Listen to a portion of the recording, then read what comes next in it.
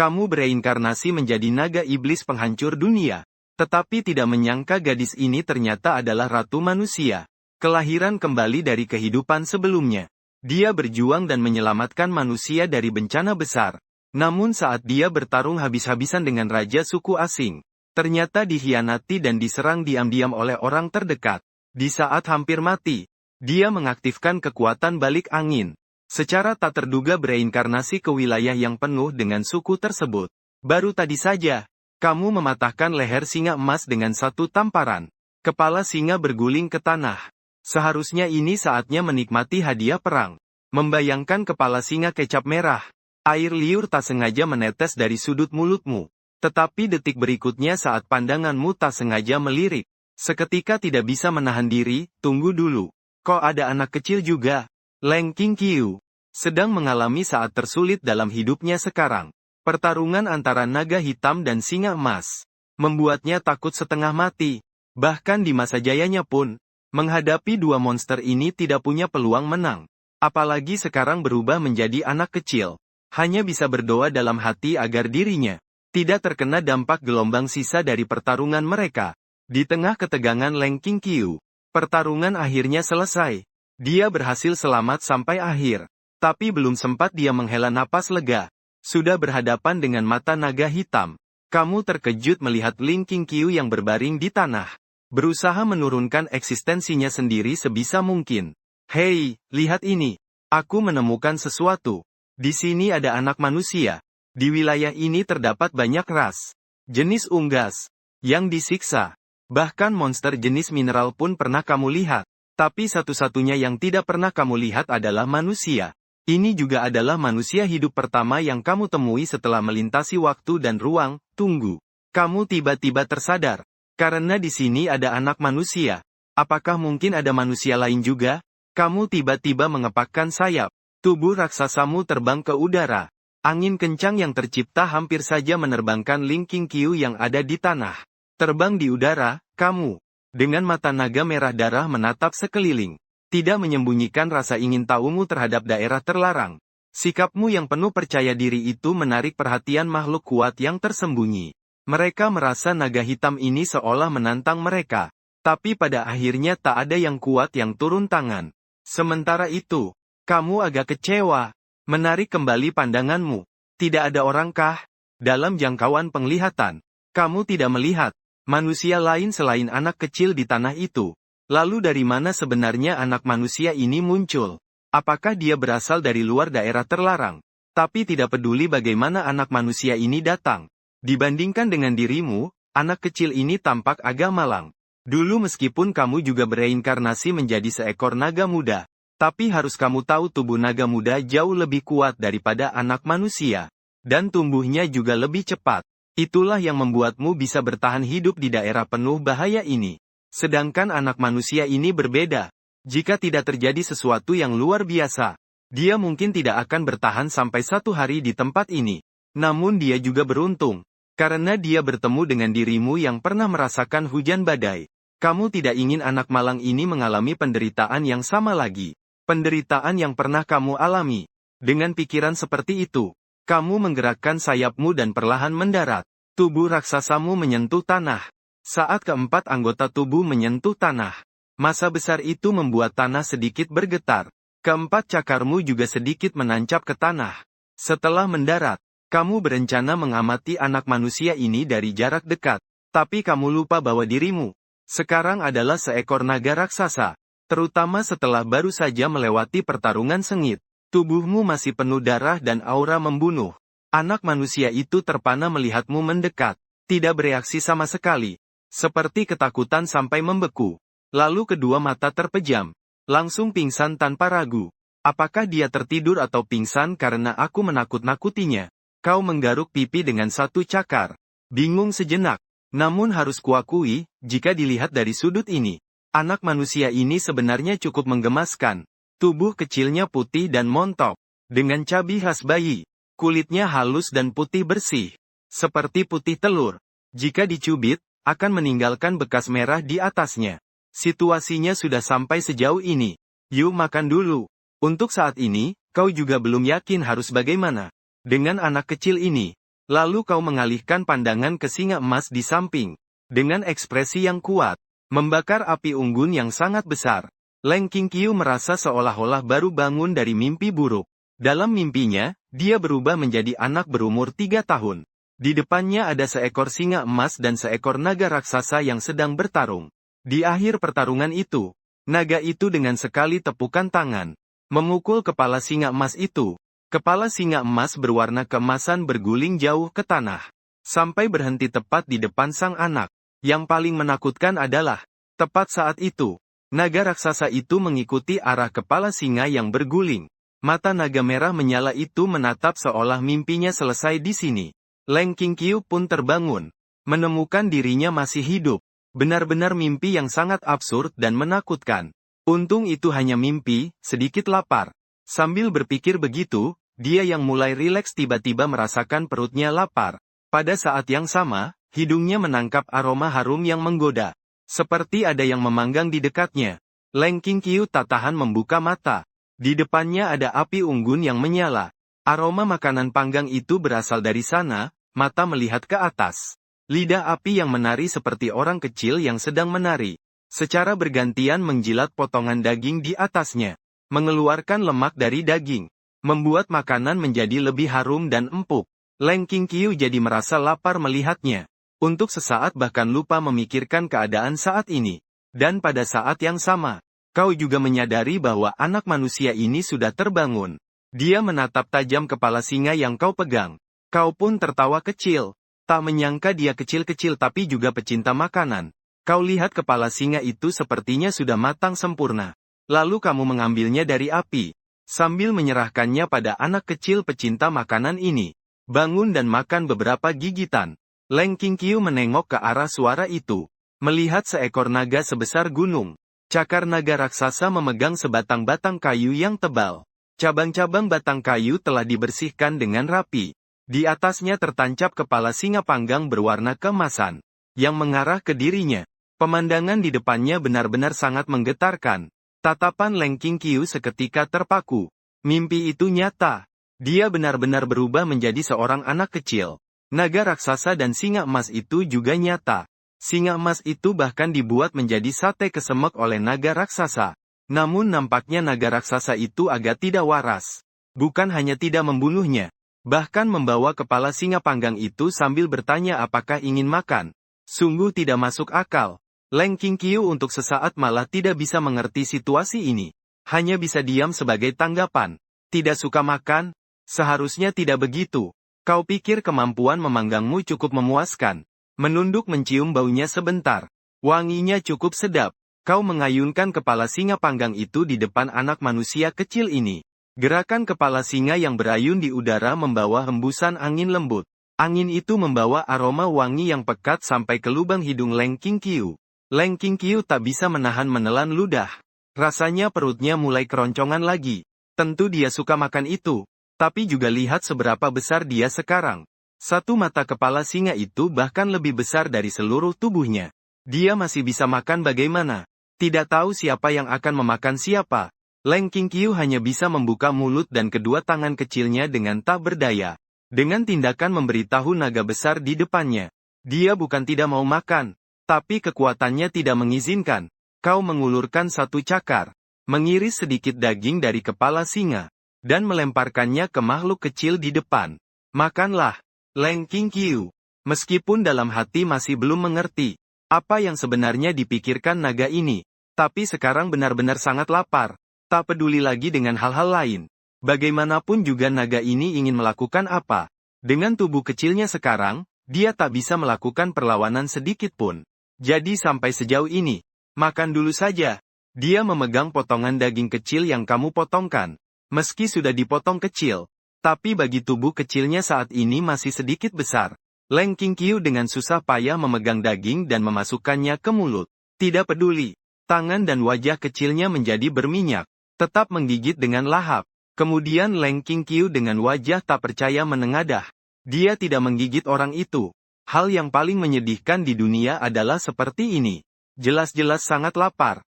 Di hadapan ada daging bakar yang harum menggoda. Tapi dia tidak bisa menggigitnya karena kondisi tubuhnya. Tepat pada saat itu, Naga raksasa ini seolah-olah menyadari kesulitan yang sedang dia hadapi. Dan dengan perhatian berkata, "Mau aku bantu pecahkan untukmu?" Sebenarnya niatmu adalah menggunakan cakarnya untuk memecah daging agar lebih kecil, supaya mudah dimakan.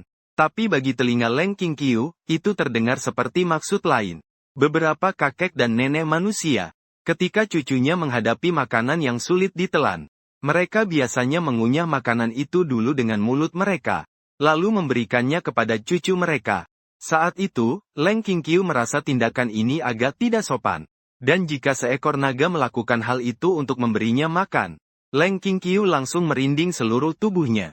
Tidak tahu apakah makhluk ini sudah sikat gigi atau belum. Dia langsung bersemangat, dengan kuat memeluk serat daging lalu menggigitnya sekali.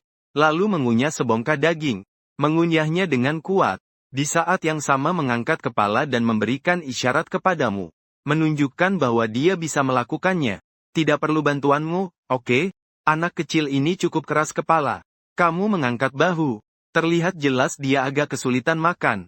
Tetapi karena dia bersikeras, kamu juga senang menghemat tenaga. Kemudian mulai makan juga.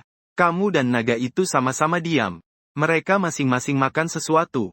Memasukkan potongan daging terakhir ke mulut. Leng Qingqiu memeluk perutnya yang bulat karena makan. Tanpa peduli citranya, mengeluarkan kentut besar. Dia tidak pernah menyangka. Teknik memanggang naga raksasa ternyata sangat hebat, sangat setara dengan para ahli panggang manusia. Tentu jika hanya soal rasa enak saja, tidak akan sampai membuatnya makan dengan cara seperti itu. Alasannya utama adalah kekuatan singa emas yang cukup kuat. Tubuhnya sendiri sebenarnya bisa dijadikan contoh, mengandung nutrisi yang kaya dan energi yang besar.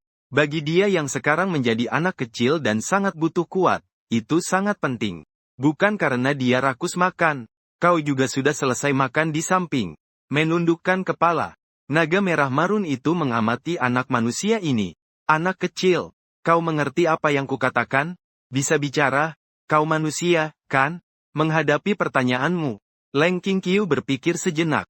Akhirnya memilih untuk diam. Karena naga raksasa ini tidak langsung menyerang saat pertama kali menemukan dirinya. Maka menurut kondisi sekarang, setidaknya untuk sementara dia aman. Tapi jika identitasnya sebagai reinkarnasi permaisuri terungkap, maka identitasnya tidak pasti lagi. Entah naga raksasa ini akan menyingkirkan anak kecil sang permaisuri wanita ini. Musuh masa depan sejak dini. Jadi Leng Qingqiu hanya menunjukkan ekspresi bingung.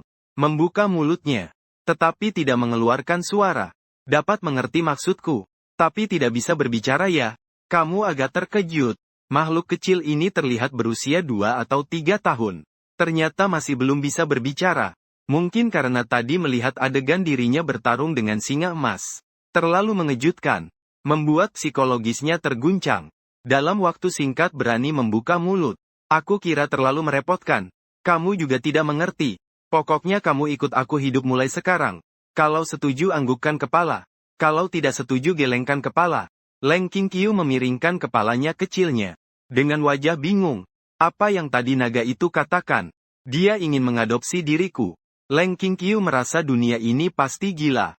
Meskipun dia tahu ras asing kuat dan monster, memiliki kecerdasan tidak kalah dari manusia. Tapi Leng Qingqiu tidak pernah berniat hidup damai dengan mereka. Karena ras asing itu tidak pernah menempatkan manusia setara dengan diri mereka. Ini adalah pertentangan mendasar antara ras asing dan manusia. Dan sekarang ternyata ada seekor naga raksasa yang berkata kepadanya, ingin mengadopsinya, memberi ampun kepadanya. Sebagai seorang permaisuri, bencana gunung runtuh di depan mata tapi tetap tenang. Sekarang juga tidak bisa menahan ekspresi meragukan hidupnya. Mengeluarkan satu suku kata, "Ha." Mendengar jawaban ini, kamu mengangkat satu cakarmu menggaruk kepala. Untuk sesaat agak bingung apa maksud anak manusia ini. Sudahlah, kamu tidak bicara. Aku anggap kamu setuju saja nanti. Ikutlah denganku. Leng Qingqiu baru hendak berkata tidak, tapi tiba-tiba sadar. Sekarang karakternya tidak bisa bicara. Harus menelan semua kata yang tersisa. Matanya terbuka lebar melihat cakarmu semakin dekat. Menangkap dirinya di telapak tangan. Lalu terbang tinggi ke langit. Karena sudah memutuskan mengadopsi anak manusia ini, maka hidup selanjutnya tidak bisa sembarangan seperti sebelumnya. Setelah berpikir sejenak, Kamu akhirnya memilih sebuah pegunungan sebagai rumah berikutnya. Lalu meletakkan si kecil di samping. Di bawah tatapan tercengang anak manusia itu, seketika berubah menjadi naga tanah. Dalam sekejap sebuah gua mulai terbentuk. Ternyata gua tempat tinggal naga dalam cerita digali seperti ini. Leng Qingqiu merasa pengetahuan yang tidak berguna bertambah lagi. Ketika membayangkan naga jahat itu berubah menjadi tanah dan kayu. Terengah-engah mulai menggali lubang. Filter mengerikan di hatinya tak tahan mulai runtuh. Akhirnya dengan usaha gigihmu, sebuah gua besar selesai dibuat. Menghadap utara ke selatan. Pencahayaan baik. Angin mengalir dengan lancar. Benar-benar sempurna. Kamu tiba-tiba merasa hidup sebelumnya tidak belajar teknik sipil. Sungguh menyia-nyiakan bakat. Lalu untuk menghindari kaki kecil halus si kecil terluka oleh batu. Kamu mengeluarkan karpet. Diletakkan di lantai. Mengenai dari mana karpet itu? Itu harus berterima kasih pada singa emas. Bisa dikatakan singa emas penuh harta. Setelah semuanya beres, barulah kamu menurunkan Leng Qingqiu. Didorong pelan-pelan. Berdiri mengayun. Seperti takut-takut dan pemalu si kecil. Si kecil. Disinilah rumah kita selanjutnya. Kaki Leng Qingqiu menginjak karpet bulu yang basah. Rasa berbulu membuatnya merasa seolah sedang bermimpi. Sempat terdiam sejenak. Leng Qingqiu adalah anak yatim piatu. Sebelum musim itu, orang tuanya sudah meninggal. Seseorang menjalani kehidupan yang sulit. Jadi dia tidak pernah merasakan kehangatan sebuah rumah. Kemudian menjadi seorang permaisuri setelah itu. Meskipun memiliki kekuatan yang besar. Namun jarak dengan orang lain juga semakin menjauh. Orang-orang selalu penuh rasa kagum terhadap yang kuat. Begitu juga terhadap Leng Qingqiu. Mereka menghormati. Dan juga merasa takut mendekati permaisuri ini, namun mengikuti dia. Tapi tidak berani terlalu dekat. Jadi selama ini, Leng Qingqiu selalu sendiri. Tidak ada yang pernah masuk ke dalam hatinya. Dia juga selalu berpikir sebagai wanita tidak membutuhkan hal-hal itu. Seorang permaisuri tentu saja harus angkuh dan tinggi hati. Namun saat ini melihat gua kasar di depannya, kakinya diinjak karpet yang lembut. Dan di sampingnya, Juleng yang masih membawa sedikit debu di tubuhnya.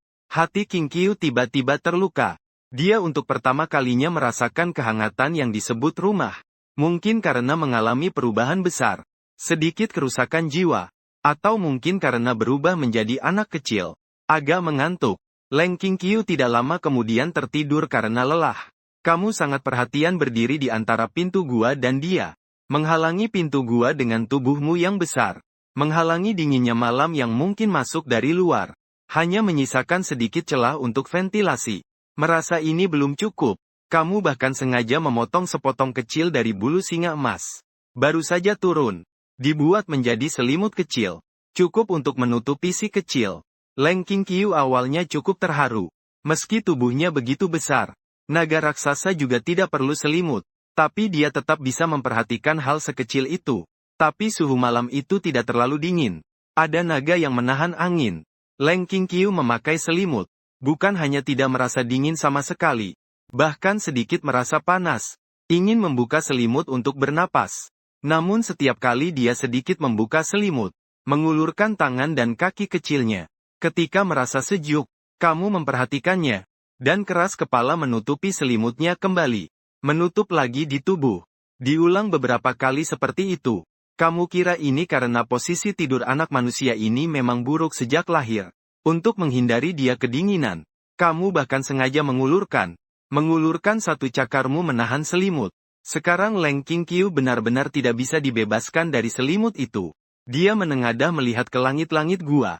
Agak bingung dan geli. Dia tahu naga ini takut dia kedinginan. Tapi masalahnya dia tidak pernah tua. Bahkan terasa agak panas ya. Ada dingin yang disebut ayah merasa kamu kedinginan. Keesokan paginya, saat Leng Qingqiu membuka matanya, yang terlihat adalah sebuah cakar raksasa, sedang dengan lembut menekan selimut kecil yang menutup tubuhnya. Tubuh naga besar itu sedikit naik turun mengikuti nafasnya. Tapi hanya cakar itu yang tak bergerak sama sekali. Leng Qingqiu tahu itu untuk menghindari melukainya. Melihat pemandangan ini, rasa kesal di hatinya karena kamu memaksa membantunya menutup selimut tadi malam. Langsung hilang seketika. Naga ini terlalu peduli padaku ya. Leng Qingqiu tak bisa menahan gumam dalam hati. Seperti keluhan. Tapi di dalam hatinya justru terasa hangat. Saat dia sedikit melamun, terdiam sebentar, tiba-tiba menyadari makhluk besar di depannya mulai bergerak. Bentuk tubuh yang sangat besar, membuat walaupun hanya mengangkat kepala sedikit, naga raksasa itu memberikan kesan tekanan seperti gunung yang ambruk. Seolah ada sebuah gunung sedang bergerak di depan matanya. Dampak visualnya sangat kuat. Kamu mendongak ke atas. Biasanya akan meregangkan badan sedikit, mengeluarkan raungan naga jahat. Namun tiba-tiba sadar. Berhenti secara paksa melakukan gerakan itu. Menunduk dan melihat anak kecil di sampingnya sudah terbangun sendiri. Tadi gerakannya sangat besar. Tapi si kecil sama sekali tidak takut. Tidak menangis. Juga tidak rewel. Justru membuka mata bulatnya yang besar. Diam-diam melihat wajah kecilnya yang merah muda. Sangat lucu. Begitu datang langsung melihat pemandangan ini. Sungguh membuat hati seseorang tidak bisa tidak meleleh. Kamu mendekat. Berusaha membuat suara sendiri menjadi lembut. Si kecil sudah bangun berapa lama? Lapar. Awalnya kamu hanya iseng berkata begitu. Untuk mendekatkan jarak dengan si kecil saja. Harus diingat kamu adalah seekor naga. Meski menurut pandanganmu, janggut naga ini gagah dan dominan. Tapi bagi manusia itu pasti sangat menakutkan. Si kecil tidak takut sampai menangis sudah sangat luar biasa. Namun yang agak mengejutkan adalah, anak manusia ini benar-benar membalasmu. Si kecil membuka mata hitam dan bulatnya, menatap lama dan kemudian mengangguk sedikit. Kamu agak terkejut, lalu berkata, kalau lapar, maka bangun dulu dan sikat gigi. Setelah sikat gigi baru boleh sarapan. Kebiasaan yang baik. Sejak kecil, membiasakan si gadis kecil. Yang sangat menggemaskan. Kamu tentu tidak ingin giginya yang putih bersih nantinya menjadi kuning dan hitam. Untuk itu, kamu bahkan sudah menyiapkan sikat gigi. Satu besar dan satu kecil. Bulu sikat di atasnya berwarna keemasan. Bergetar pelan diterpa sinar matahari. Memantulkan cahaya. Seperti lapisan pasir emas yang mengalir. Di sini aku ingin berterima kasih sekali lagi kepada Golden Lion. Kamu membawa si kecil ke sumber air. Memberikan sikat gigi kecil kepadanya. Sambil mengambil sikat gigi besar untuk dirimu sendiri. Memberi isyarat agar dia mengikuti caramu. Ikuti aku. Pertama berkumur dengan air bersih. Lalu menggunakan sikat gigi. Leng Qingqiu sepanjang waktu menunjukkan ekspresi bingung. Menerima sikat gigi dengan bingung. Melihat naga yang sedang menggunakan satu cakar depan untuk menggosok giginya dengan bingung. Keseluruhan tubuhnya tiba-tiba terdiam. Matanya yang besar penuh dengan kebingungan. Apa ini serius? Naga ini ternyata bisa menggosok gigi juga. Setelah selesai menggosok gigi, kamu pun pergi. Kamu harus menyiapkan sarapan untuk si kecil. Sebelumnya, ketika kamu hanya seekor naga sendiri, kamu tidak pernah mengikuti jadwal 3 kali makan sehari. Makananmu sangat tidak teratur. Mereka biasanya keluar berburu saat lapar. Tapi sekarang sudah ada anak-anak yang harus dipelihara. Jadi tidak bisa sembarangan seperti itu. Manusia dan bangsa naga sangat berbeda. Mereka tidak memiliki sistem pencernaan yang sehebat bangsa naga. Tidak bisa tidak makan selama 3 tahun. Lalu makan sekali bisa kenyang untuk 3 tahun. Terutama anak manusia. Fungsi pencernaannya lebih rapuh. Jadi pola makan 3 kali sehari yang teratur adalah hal yang harus dilakukan. Sementara itu, Leng Qingqiu juga sudah selesai membersihkan diri. Dia meletakkan sikat giginya bersama dengan sikat gigimu. Justru ada perasaan hangat yang berbeda. Leng Qingqiu kembali ke gua. Hingga sekarang, dia masih merasa agak bingung. Kepalanya sulit untuk berpikir jernih. Apakah naga ini pernah melihat manusia lain sebelumnya? Belajar cara menyikat gigi dari orang lain. Kalau begitu, itu berarti masih ada manusia lain di sini. Tatapan Leng Qingqiu menjadi tajam. Kemarin saat kamu membawanya turun dari langit, dia memperhatikan dengan seksama. Melihat pemandangan di bawah sangat asing. Dan di sekelilingnya dipenuhi oleh berbagai suku dan makhluk iblis. Tidak ada tanda-tanda kehidupan manusia sama sekali. Dia sempat mengira telah datang ke dunia yang hanya dihuni suku lain. Tapi sekarang sepertinya tidak seperti itu. Selain dia, ada manusia lain di sini. Belum sempat dia berpikir lebih jauh. Tiba-tiba terdengar suara angin di luar gua. Membangunkannya dari lamunannya. Kembali, si kecil, waktunya makan. Leng Qingqiu langsung membuang dugaan di hatinya. Meski ada manusia lain di sini, apa bedanya? Dia sekarang hanyalah seorang anak kecil. Apa mungkin dia akan mencarinya? Jadi lebih baik dulu berpegang erat pada paha naga raksasa ini. Terbayang barbeque semalam. Bola daging singa. Leng Qingqiu merasa mulutnya berair. Air liur tak bisa berhenti menetes. Langit dan bumi terbesar. Makan adalah yang utama. Leng Qingqiu dengan mantap berlari keluar. Segera setelah keluar gua, terlihat sosok besar naga raksasa di depan mata. Leng Qingqiu melihat bayangan makanan di belakang naga. Terlihat seperti seekor sapi panggang utuh. Daging sapi dipanggang dengan sempurna. Permukaan menampilkan warna keemasan yang sempurna.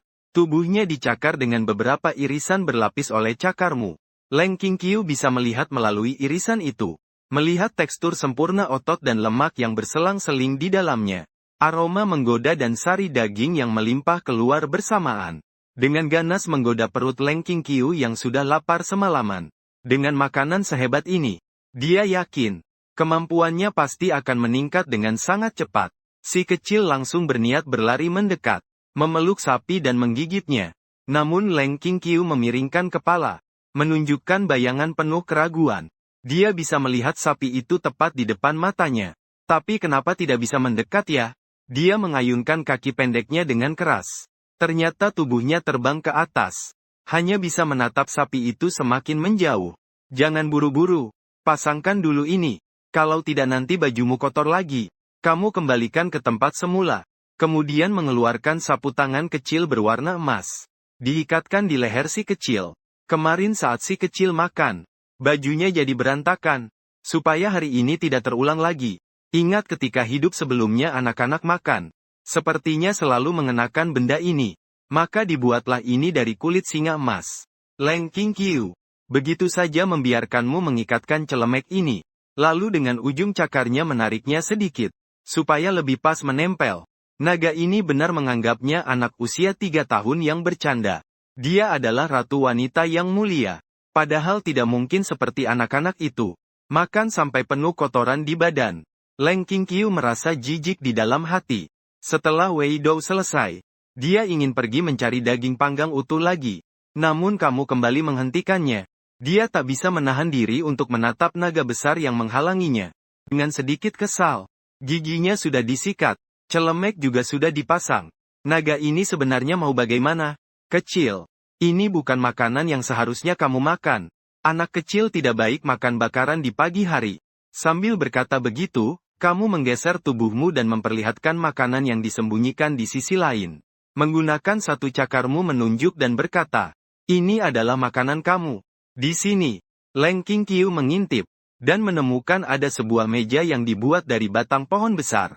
Di atasnya tersusun berbagai macam makanan. Mempertimbangkan tinggi badan kecil itu mungkin tidak cukup. Kamu bahkan dengan perhatian membuatkan sebuah kursi. Tapi kenapa semua yang ada di sini semuanya makanan vegetarian? Makanan yang tersusun di atas meja cukup banyak. Terlihat orang yang menyiapkan sangat berhati-hati. Banyak makanan yang mengeluarkan aroma harum. Menyebarkan uap aroma yang menggiurkan. Tapi semuanya, tanpa kecuali, adalah sayuran. Tidak ada daging. Oh tunggu. Leng Qingqiu menatap ke sebuah gelas di pojok. Jika gelas susu panas ini bisa dihitung sebagai makanan daging. Kalau begitu, setidaknya ada satu makanan daging. Dia menoleh ke samping melihat naga raksasa yang sedang mengambil seluruh sapi panggang dan bersiap untuk makan. Wajah kecil. Tanpa ekspresi. Ekspresinya terlihat seperti bertanya apakah makan barbeque pagi-pagi itu tidak baik. Lalu kenapa aku tidak boleh makan kalau dia boleh? Kamu secara ajaib memahami maksud yang ingin disampaikan lewat tatapan Colt Qingqiu.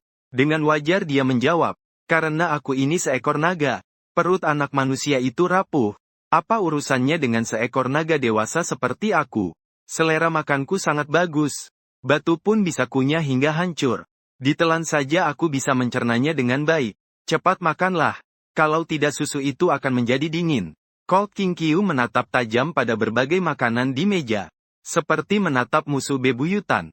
Dengan wajah penuh kesedihan dan amarah dia mulai makan. Karena gerakannya terlalu bersemangat. Mulutnya agak kecil. Membuat susu yang diminumnya sedikit tumpah keluar. Meninggalkan bekas susu di sekitar mulutnya. Mengalir di sepanjang dagunya. Akhirnya menetes di celemek. Lihat, kamu tidak hati-hati lagi. Kamu menatap sambil geleng kepala di samping. Saat tadi mengikatkan celemek untuknya. Kamu tampak tidak senang. Sekarang kamu sadar itu adalah tindakan pencegahan yang bijaksana. Kalau tidak, bajumu akan kotor lagi. Sudah makan sampai wajah penuh noda. Jangan bergerak sembarangan. Biarkan aku membersihkannya. Kamu menggunakan satu cakarmu untuk mengangkat celemek. Wajah kecil itu berputar satu putaran. Menghapus noda di wajahnya sampai bersih. Leng Qingqiu merasa gelap di depannya. Pipi dan fitur wajahnya ditarik dengan kuat. Seluruh wajahnya berubah bentuk. Napas pun terasa sulit. Dia tiba-tiba mengeluarkan jeritan putus asa. Kedua tangannya merentang ke depan di udara. Berlomba dengan kelemahan berjuang dengan kuat. Tangan dan kaki bersama-sama. 20 jari seluruhnya menegang. Membuka dengan kuat. Setelah lama, Leng Qingqiu akhirnya mendapatkan cahaya kembali. Dia bernapas dengan sangat cepat. Seolah-olah baru saja mengalami pertarungan hidup dan mati. Merasa udara sekarang sangat segar.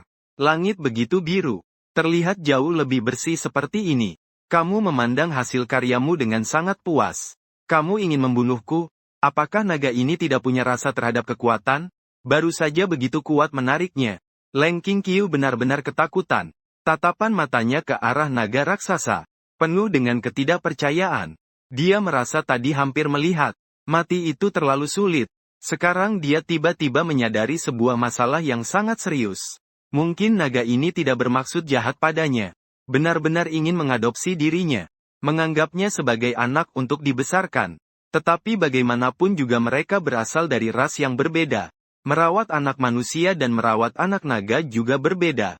Dan naga ini jelas terlihat baru pertama kali menjadi ayah. Segalanya penuh dengan ketidakhandalan.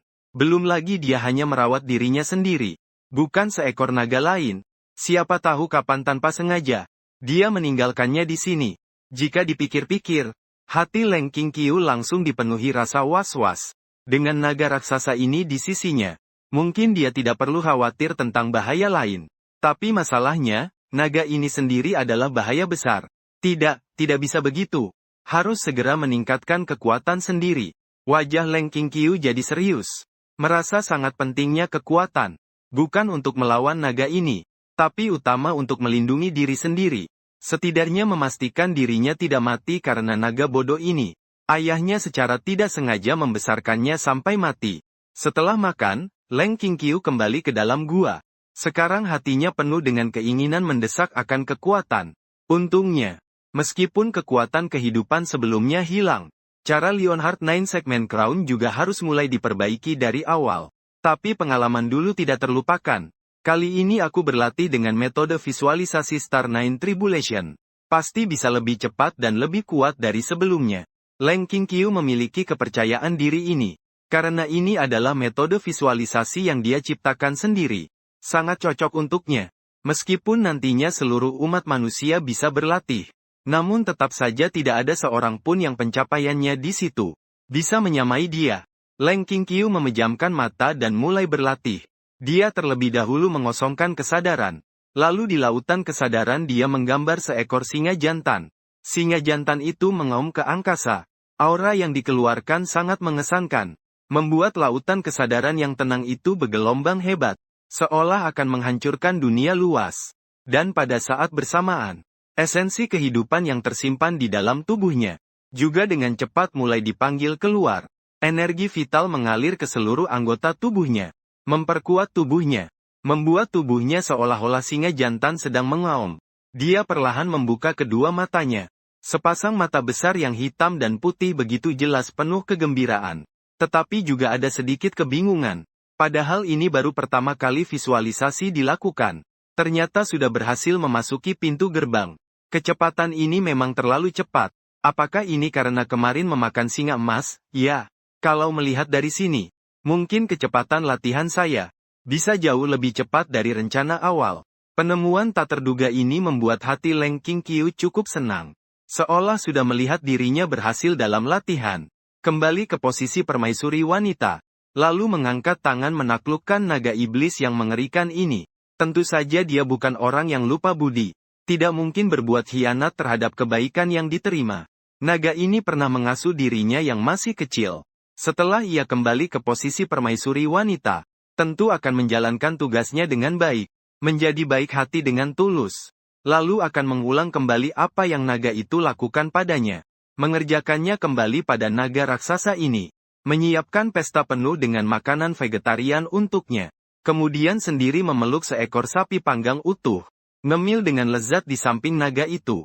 Karena kau waktu itu tidak membiarkan aku makan daging. Kebetulan saat itu kau masuk dari luar.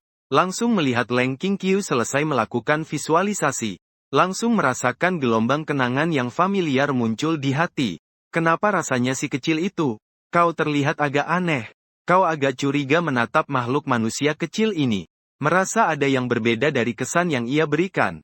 Mendengar kata-kata itu, langsung membuat hati Leng Qingqiu berdebar. Ia baru saja selesai membayangkan singa jantan di dalam pikirannya. Oleh karena itu, aura di tubuhnya tak bisa lepas dari pengaruh tertentu.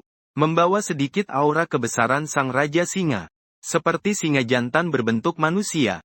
Leng Qingqiu merasa frustasi.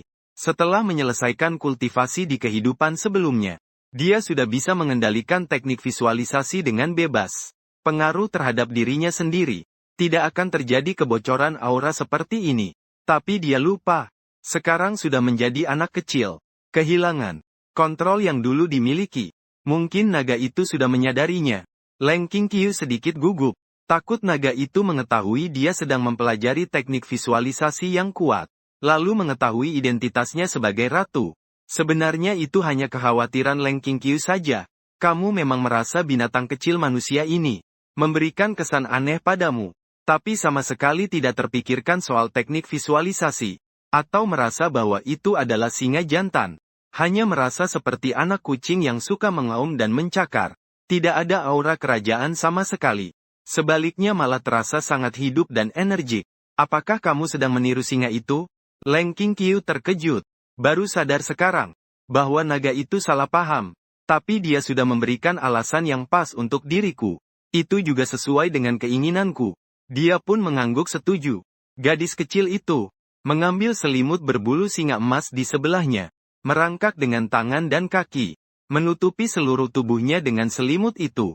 Kadang-kadang menengadah sambil membuka mulut kecilnya. Mencoba mengeluarkan suara awo. Namun seperti biasa tidak ada suara yang keluar. Tak bisa dipungkiri memang terlihat seperti singa kecil. Ternyata memang begitu. Kamu mengangguk. Itu wajar saja. Anak manusia memang suka meniru saat kecil. Di kehidupan sebelumnya, masa kecilnya juga suka memakai selimut. Mengambil tongkat layaknya panah. Meniru pahlawan dalam televisi atau yang lainnya.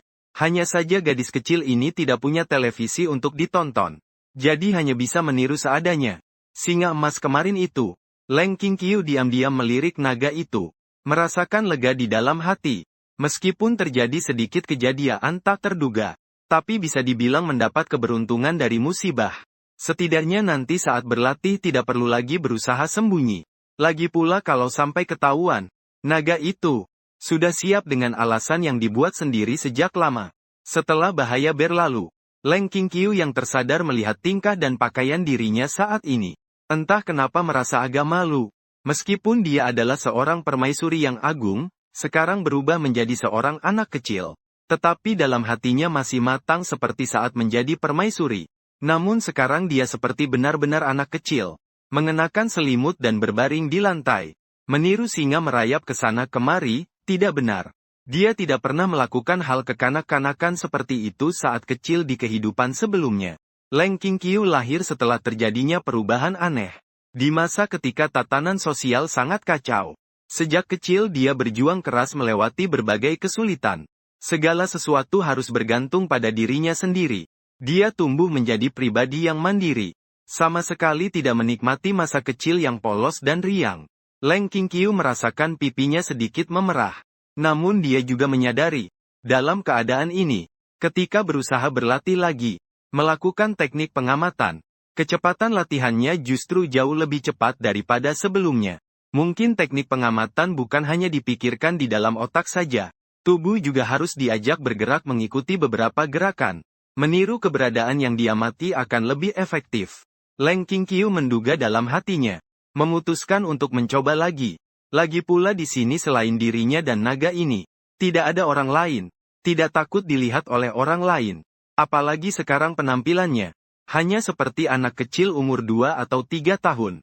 Lalu di bawah tatapanmu, Leng Qingqiu yang gerakannya masih agak kaku semakin masuk ke dalam kondisi. Gerakannya cukup bagus. Hanya saja objek tiruannya membuatmu merasa tidak puas. Padahal kau ada di sini. Anak manusia ini tidak meniru. Lalu kenapa kau masih meniru singa emas yang dibunuh dan dimakan olehnya? Kau menggelengkan kepala. Berpikir bahwa ini benar-benar anak manusia yang bodoh. Sampai-sampai tidak bisa membedakan siapa yang kuat siapa yang lemah. Itu karena bertemu dengan dirimu sendiri. Di kehidupan sebelumnya seseorang merasa kasihan dan merawatnya. Kalau tidak, di tempat yang penuh bahaya ini, mungkin dia tidak akan bertahan hidup lebih dari beberapa hari. Leng Qingqiu juga menggelengkan kepala di dalam hatinya. Berpikir bahwa ayah naga Bian Yi terlalu ceroboh. Sanggup begitu saja mengadopsi makhluk beda suku. Jika wanita bukan dari suku kita, pasti hatinya berbeda. Hanya karena bertemu dengan dirimu sendiri yang tahu balas budi. Kalau orang lain, bertemu dengan orang yang tidak tahu berterima kasih. Mungkin saat masih lemah di awal, akan berusaha merangkul dadaku si naga ini erat-erat. Setelah kekuatan cukup, maka akan berbalik membunuh naga ini. Ingat ini adalah seekor naga. Bahan di tubuhnya sangat berharga. Sampai mampu menggoda hati siapapun. Satu orang satu naga sama-sama begitu. Menggelengkan kepala. Keduanya merasa bertemu satu sama lain adalah keberuntungan. Seperti teringat sesuatu. Kamu tiba-tiba berkata, "Nak kecil, kesini sebentar." Meskipun dalam hati memberitahu diri sendiri, kamu cuma seekor naga. Tapi ketika dipandang langsung seperti itu, Leng Qingqiu masih agak memerah wajahnya. Merasa sedikit malu. Mendengar suara kamu. Langsung menghela napas lega. Bangkit dari tanah. Menarik selembar spray panjang mendekat. Bangun. Wajah kecilnya penuh rasa ingin tahu melihatmu. Lihat, kamu berguling sampai berkeringat. Juga tidak tahu panas. Lantas langsung mengulurkan satu cakar. Melepas selimut dari tubuh si kecil. Leng Qingqiu tampak speechless. Ternyata naga ini tahu soal dingin dan panas. Mengerti kalau dirinya merasa panas ya? Kalau begitu kenapa tadi malam kamu malah menekan selimut dengan keras? Aku hampir kepanasan. Ayo aku bantu lap kamu. Melihat naga raksasa ini memegang spray berikutnya. Sepertinya ingin membantumu mengelap keringat. Teringat pagi ini saat sarapan. Dia mengelap wajahku. Hampir saja dia merobek seluruh wajahnya. Leng Qingqiu langsung merinding seketika. Dia tidak ingin mengalami sekali lagi. Perasaan seperti sesak napas itu. Segera mengulurkan tangan menolak. Sayangnya, tetap saja tubuh kurus. Tidak bisa mengalahkan paha yang besar. Terutama cakarnya naga raksasa ini juga sangat besar. Kamu benar-benar mengabaikan penolakan dari lawan. Dan dengan ramah, di wajah makhluk kecil itu, membuat lawan merasakan seperti apa hati yang penuh cinta. Leng Qingqiu bernafas dengan berat. Dua mata yang sudah besar semakin terbuka lebar. Bola matanya yang hitam putih jelas penuh dengan sukacita akan kehidupan. Beruntung sekali. Tadi hampir saja saya pikir saya akan mati lagi. Saat itu kamu juga mulai berbicara tentang hal yang serius. Makhluk kecil, kita akan hidup bersama dalam waktu yang lama ke depan. Terus memanggilmu dengan sebutan ini juga kurang tepat. Kita harus memberimu sebuah nama. Leng Qingqiu, yang sedang tenggelam dalam sukacita selamat dari malapetaka, sadar kembali. Melihat ke naga raksasa di sampingnya. Kamu melanjutkan bicaramu. Tentu saja karena kamu tidak bisa berbicara. Jadi namamu harus aku yang memberikan. Tidak perlu membicarakan nama keluarga. Ikuti saja aku menyebutnya. Namamu itu sangat penting. Sebagai seorang ayah, aku berharap dalam kehidupanmu nanti penuh harapan dan kehangatan. Bisa berkilau gemerlapan. Aku juga berharap hidupmu tidak membosankan. Melainkan penuh warna-warni. Dipenuhi warna merah, biru, perak dan berbagai warna lainnya. Pada saat yang sama aku juga berharap masa depanmu bisa menjadi kuat. Meski tanpa itu, aku bisa bertahan hidup sendiri di dunia yang berbahaya ini. Tidak kusangka ayah naga ini memikirkan hal yang cukup banyak. Bisik hati Leng Qingqiu. Sebenarnya dia tidak terlalu peduli tentang hal itu. Namanya hanya satu. Itu adalah Leng Qingqiu. Sedangkan yang lain, hanya sebuah kode. Memanggil apa saja tidak masalah. Tapi sekarang setelah mendengar kata-kata naga ini, aku tak sengaja menyadari. Dia juga memikirkan banyak hal mengenai namaku. Seperti seorang ayah sejati. Hal ini membuat Leng Qingqiu mulai menghargai nama ini. Tidak lagi menganggapnya hanya sebagai sebuah kode. melainkan menganggap ini sebagai nama keduanya yang diberikan ayahnya. Ada sedikit harapan dan rasa penasaran di dalam hati Leng Qingqiu. Tidak tahu nama apa yang akan diberikan naga ini padanya. Singkat kata, namamu adalah kamu berhenti sejenak. Menunduk. Tepat saat itu bertatapan dengan mata besar hitam seperti mutiara kecil. Lalu tersenyum lebar. Mudiga Dianar Gaya bukan apa-apa. Naga ini tadi bilang apa ya? Semacam apa gitu. Awalnya masih serius. Leng Qingqiu mendengar nama ini. Otaknya langsung blank. Sampai-sampai lupa berpikir. Kenapa seekor naga bisa sama pinternya seperti manusia? Melihat kebingungan di mata si kecil. Kamu mungkin berpikir mungkin anak kecil masih kecil. Nama ini juga terlalu panjang. Dan agak rumit. Sekali saja sulit diingat. Bahkan dengan perhatian mengingatkan sekali lagi. Mudiga Dianar Gaya. Seperti yang kamu bilang, nama ini mengandung harapan dan doa tulus dari seorang ayah untuk masa depan anaknya. Han Guangliang sangat terkesan. Masa depan anak ini pasti bersinar terang. Mempunyai prospek yang luas.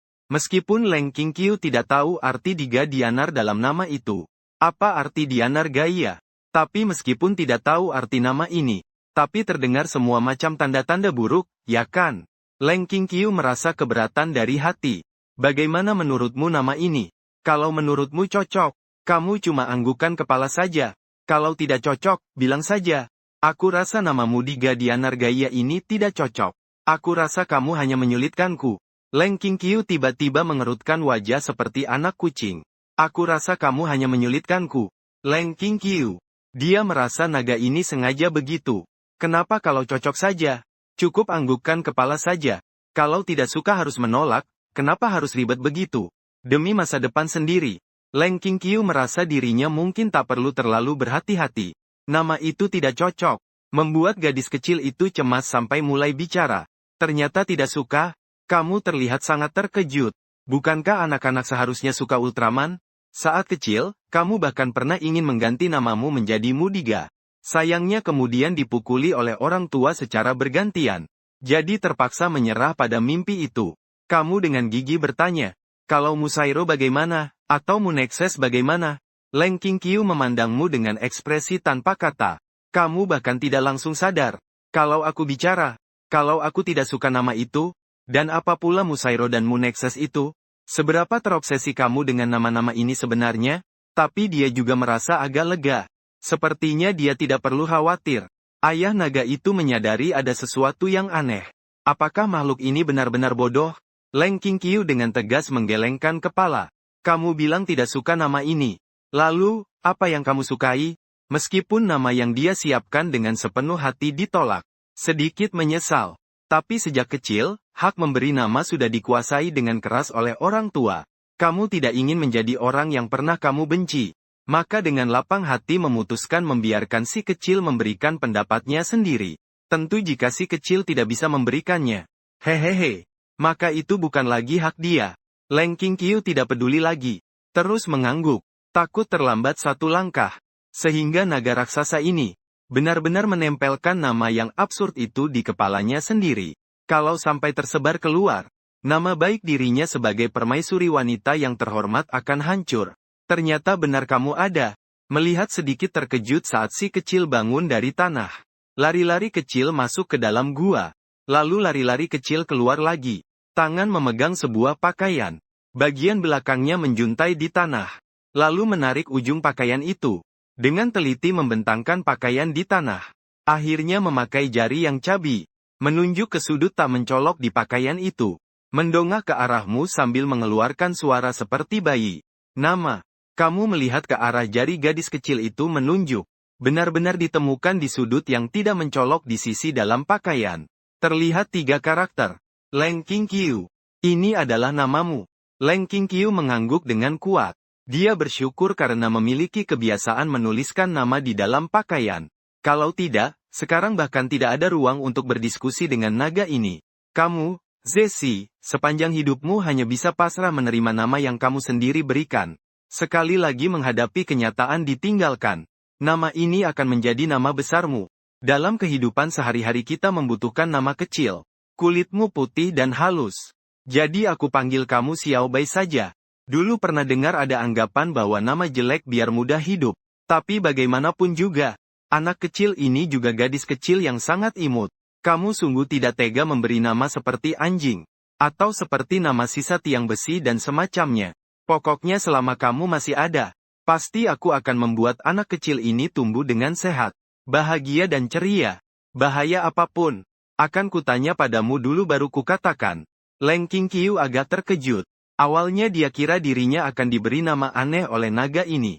Ayah, dengan nama yang aneh. Tapi tak disangka kali ini namanya cukup normal. Walaupun nama Xiao Bai terdengar seperti memanggil anak kucing atau anjing, tapi setidaknya cukup bisa diterima. Maka nama si kecil pun ditetapkan seperti itu. Setelah memutuskan nama, kamu pun pergi. Kamu harus menyimpan sedikit makanan. Tidak mungkin setiap hari seperti pagi ini. Baru bangun lalu mencari makan. Itu akan membuat si kecil kelaparan. Memberi nama pada si kecil. Hatimu pun bertambah beban tanggung jawab yang berat. Itu adalah tanggung jawab yang bernama ayah. Sebelum pergi, kamu meninggalkan sebuah penghalang di mulut gua. Memisahkan antara dalam dan luar. Sambil selalu memperhatikan kondisi Leng Qingqiu. Agar saat kamu tidak ada, si kecil tidak menghadapi bahaya apapun. Dulu kamu juga sering melihat banyak orang tua yang pergi bekerja. Meninggalkan anak sendirian di rumah. Hampir mengalami situasi berbahaya. Tentu saja tidak mungkin meninggalkan bahaya seperti itu. Setelah melakukan semuanya ini, kamu pun berpesan pada si kecil agar tetap diam di rumah. Menunggumu kembali. Lalu membentangkan sayap dan terbang pergi. Leng Qingqiu menatap ke udara dengan sedikit terpana. Naga raksasa itu perlahan berubah menjadi titik hitam kecil. Tiba-tiba hatinya terasa seperti memiliki rasa rumah. Merasa dirinya dan naga besar itu seperti benar-benar ayah dan anak perempuan. Naga itu adalah ayah yang keluar bekerja untuk menghidupi anaknya. Dan dirinya adalah si kecil yang menatap punggung ayah yang pergi dari rumah. Meskipun dia tidak tahu sekarang dia berada di mana. Dia juga tahu bahwa tempat terlarang itu penuh dengan bahaya. Seperti singa emas itu, yang cukup untuk menyaingi naga. Bahkan ada juga makhluk asing yang lebih kuat. Tidak tahu apakah dia akan menghadapi bahaya. Sampai melihat bayanganmu menghilang di kejauhan. Leng Qingqiu pun menarik kembali pandangannya. Dia mengatupkan bibirnya. Dan bergumam pada diri sendiri. Lebih baik pergi berlatih saja. Dia harus menjadi lebih kuat. Namun kali ini ada satu alasan lagi. Yaitu mengejar jejak ayah naga. Agar dia tidak lagi harus terbang sendiri sebagai Pterosaurus. Melakukan perburuan yang berbahaya. Sementara itu, di mata Leng Qingqiu, Muge, yang sedang berburu dengan berbahaya, terbang di langit. Sambil memikirkan penjadwalan makanan untuk si kecil. Xiao Bai sekarang berada di usia pertumbuhan yang cepat. Jadi nutrisi harus terpenuhi. Berbagai sayuran dan buah tidak boleh kurang. Barbecue yang terlalu berminyak harus dikurangi. Karena ada risiko gangguan pencernaan dan obesitas. Juga tidak bisa hanya makan sayur. Telur juga harus disiapkan. Intinya satu kalimat. Makan lebih banyak sayur dan sedikit daging. Di suatu tempat di kawasan terlarang sudah berbaring di tanah. Sepasang mata naga yang menyeramkan menatap kelinci putih yang ada di depannya.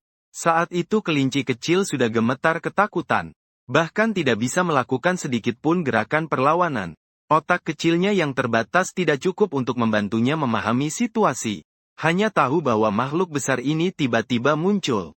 Menangkapnya. Tidak memakannya tetapi meletakkan beberapa makanan di depannya. Meskipun sebelumnya sudah makan banyak. Sampai kenyang sekali. Namun saat makanan yang berkilauan itu diletakkan di depan. Mengeluarkan aroma amis yang menggoda. Tetap saja membuatnya tak bisa menahan diri. Membuka bibir yang seperti 3 kelopak dan memasukkan makanan ke mulut. Situasi sudah seperti ini. Makan dulu saja. Sudah memperhatikan kelinci itu. Memakan butiran makanan yang jernih dan transparan satu persatu. Seperti butiran beras ke dalam perutnya. Kemudian menunggu cukup lama. Memastikan lawan tidak keracunan. Juga tidak ada reaksi buruk. Baru dengan tenang memasukkan makanan itu ke dalam daftar makanan si kecil. Beras ini juga terlihat tidak bermasalah. Putih seperti giok. Maka dinamakan beras Yulin. Buah jiwa yang baik. Rumput benang perak embun awan. Juga sekarang beras Yulin ini. Makanan pokok sayur dan buah sudah lengkap. Masih harus mencari beberapa jenis telur unggas. Saat kamu sedang berpikir tentang hal apa yang sebaiknya dicari, Tiba-tiba dari kejauhan terdengar sebuah suara jeritan tajam. Kamu mengangkat kepalamu dan melihat. Tepat ketika langit tidak jauh dari sana berubah merah. Seekor burung besar merah sedang terbang melintasi padang merah. Terlihat bulu-bulunya yang melayang dan lincah. Seperti api yang sedang membakar. Saat terbang, burung itu meninggalkan jejak dari percikan api di udara. Di antara banyak burung dan binatang aneh di daerah larangan burung bulu merah. Burung ini dianggap memiliki kekuatan sedang. Ia dapat mengendalikan api yang jatuh dari langit, menghanguskan musuh hingga menjadi abu. Burung bulu merah yang dewasa bahkan bisa dengan mudah menebarkan hujan api yang sangat besar. Sangat mengerikan. Burung bulu merah, ya, telurnya enak sekali rasanya. Kamu menjilat bibirmu. Awalnya kamu hanya seekor naga muda kecil, hanya bisa sesekali mengambil telur burung untuk bertahan hidup. Dan burung bulu merah itu pernah kamu ambil telurnya. Sampai hari ini, jika mengingatnya lagi, masih terasa ingin kembali lagi. Ngomong-ngomong aku belum pernah coba sayap ikan burung panggang. Tidak tahu rasanya bagaimana. Kamu memperlihatkan gigi putihmu dan mulai merasa lapar. Kamu merasa penilaianmu tentang makan ikan burung agak satu sisi. Hanya makan telurnya. Belum pernah makan burung dewasanya. Ini tidak boleh begitu. Sebagai seekor naga pecinta kuliner, ini adalah hal yang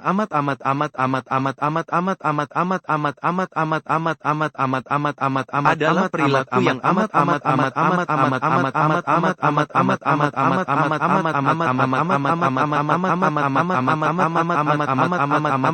karenanya aku memutuskan hari ini untuk memberi penilaian tentang sayap ikan api. Pertama, simpan barang-barang ini. Kamu menggali sebuah lubang sembarangan, membuat semacam penghalang, dan mengubur makanan yang kamu kumpulkan ke dalam lubang itu terlebih dahulu. Untuk menghindari makanan itu terbakar saat menangkap burung nanti. Ini adalah persediaan makanan untuk waktu dekat bagi si kecil. Sekalian aku juga memasukkan kelinci kecil ke dalamnya. Begini, aku juga sudah menguji beberapa racun pada diriku sendiri. Meskipun tidak mendapat ujian, setidaknya aku sudah berusaha. Kamu memutuskan untuk menyelamatkan nyawanya dengan baik-baik saja. Setelah melakukan semua itu, kamu dengan senyap mendekati arah burung sayap merah. Burung sayap merah terkenal dengan sifatnya yang mudah marah dan agresif. Terlebih lagi di musim kawin. Pada periode ini, dendam burung sayap merah mencapai puncaknya. Mereka akan membakar menjadi abu apapun makhluk yang berani mendekati sarangnya. Untuk melindungi telur yang mereka tetaskan. Dan burung sayap merah ini jelas berbeda dari seekor ikan sayap biasa. Tidak hanya membakar makhluk yang mendekati sarang. Dia bahkan menggunakan kemampuan alamiahnya secara gila-gilaan. Melepaskan sayap dinosaur. Melancarkan serangan tanpa pandang bulu. Sebenarnya, pada awalnya burung sayap merah ini tidak begitu ekstrim. Dia hanya seperti kebanyakan burung sayap merah lainnya. Hanya akan menyerang musuh yang mendekati sarang. Karena ini menyebabkan saat dia bertelur terakhir kali, mengabaikan seorang musuh yang bersembunyi dalam gelap. Musuh itu sangat sabar. Sampai pencuri telur lain membawa burung pemangsa ikan. Memanfaatkan celah kecil saat lawan tidak hadir untuk menyerang diam-diam. Meskipun burung bulu merah meninggalkan api penjaga, tetap menahan rasa terbakar oleh api itu dengan keras. Mencuri telur burung. Ketika sadar, burung bulu merah menemukan telurnya dicuri. Dengan marah memanggil api untuk mengejar pencuri telur itu. Naik ke langit dan turun ke bumi. Namun tetap saja pencuri itu berhasil kabur. Belajar dari pelajaran terakhir kali. Kali ini burung bulu merah itu sekali gempur ke bawah. Menutupi seluruh area sekitar. Api benar-benar memutus semua bahaya tersembunyi. Harus diakui. Kali ini benar-benar membakar mati. Banyak monster yang mengincar telur burung. Di tanah yang terbakar menjadi arang. Terbaring beberapa tubuh binatang buas yang gosong menjadi arang. Di bawah api burung bulu merah itu, mereka bahkan tidak punya kesempatan untuk melarikan diri. Apakah burung bulu merah ini sependiam ini? Sebagai akar penyebab semua ini, sang pelaku telah dilihat dari jauh sambil berdecak kagum. Jika burung bulu merah yang kamu temui sebelumnya juga bertindak seperti ini, maka kamu memang tak ada harapan. Tapi sekarang kamu sudah berbeda dari sebelumnya. Kau terbang dengan terang-terangan langsung dari langit. Burung bulu merah yang terus terbang di udara. Tentu saja menemukan tamu tak diundang ini. Sesaat mata burung itu membara penuh amarah. Seperti api yang sedang membara. Tiba-tiba mengeluarkan suara penuh kekerasan. Sekali lagi pencuri telur. Disertai dengan nyanyiannya. Api langsung membara sangat hebat. Seperti pasang air yang menekan ke arahmu. Api surgawi yang membakar hebat. Mewarnai hampir setengah langit menjadi merah seperti api. Seolah akan membawa dunia ini pada sebuah penyucian. Di dalam awan api tanpa pemilik yang membara. Dua sosok melintasi api itu. Salah satunya mengenakan bulu merah yang seperti mengalir api. Sayapnya seperti dua awan merah merekah. Dikelilingi oleh ribuan api yang berkilauan. Membentuk burung api yang beterbangan. Sedangkan sosok yang lain adalah seekor naga raksasa berwarna hitam pekat. Naga itu terbang di udara. Sendirian menghadapi api yang mewarnai setengah langit. Saat itu, Leng Qingqiu melihat pemandangan seperti ini. Dia awalnya sedang sendiri berlatih teknik meditasi di rumah. Berkontemplasi dalam hati. Tiba-tiba teringat sosokmu yang sendiri dan sepi. Entah mengapa hatinya menjadi tak tenang. Saat meditasi pun pikiran selalu terpecah-pecah.